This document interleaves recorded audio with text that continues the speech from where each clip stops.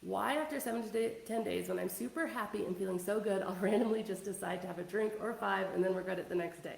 Like I'll wake up and be totally fine and not think about alcohol, but that night happens and I'm just like, oh, one day we'll be fine. And then the next 5 days after, I'm so depressed and it's just such a vicious cycle. Why? I'm on day 6 today and I feel way better than I have before, so I'm hoping I don't ruin it this weekend like I have the last 3 to 4 weeks.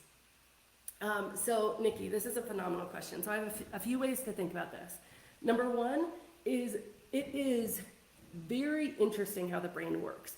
The brain works in response to triggered situations, right? So for some people, that might be driving by the liquor store where they always get alcohol. For some people, that might be cooking. Cooking was a big one for me. It was like I was cooking, I was gonna drink something. Gonna be pouring my glass of wine.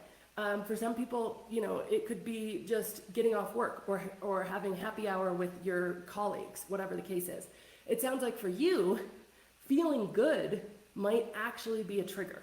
So you said, you'll be super happy, feeling so good, and then randomly just decide to have a drink. And so that might actually be a trigger.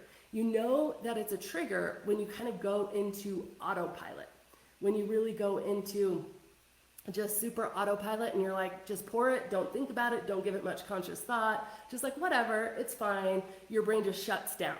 Now you know that happens. What is happening in the brain when that's happening is the sort of more primal part of the brain, which is the one that's triggered and craving a drink, is what's taking over. And the more human part of the brain, the one that is saying, no, I want to lay down new patterns, I want to have new thought processes, I want to have new things when I'm feeling good, is the one that's kind of receding into the background. So what it can feel like is like, it just happened. I don't even get it. Like, what was the deal, right? And there's 2 main things you can do. Number 1 is you need to get through that trigger one time. The first time you get through that trigger, the intensity of that automatic trigger will diminish infinitely. The first time, some people's trigger was an airport or an airplane, like literally because I was, in corporate and it was boozing and flying. Like my trigger was I'd walk into an airport and I'd go right to the airport bar to have a few glasses of wine before getting on the airplane. And so for me, the first time that I did that without drinking, it was uncomfortable because everything in me was saying, no, we need this, this is important. That's what the craving is doing, by the way. The craving is literally saying to your brain, we need this alcohol right now, this is important, by the way, for our survival. I know that sounds overly dramatic, but it's really true. And so that trigger is happening. As that trigger is happening, your prefrontal cortex is shutting down, which means you're not able to make as many good human decisions. But once you do it once I went through that airport once without a drink, the next time I walk through that airport, that feeling of craving, that feeling of like, yeah, just have a drink, whatever. Because craving doesn't have to feel like, oh my gosh, I need a drink. Craving can just feel like, yeah, no big deal, right? Because the brain can mask a craving in all sorts of different ways. That feeling diminished by more than half. So you need to just get through it the first time. So you're 6 days in, you got the weekend in front of you, like just get through this the first time. How to get through it is with super curiosity without judgment.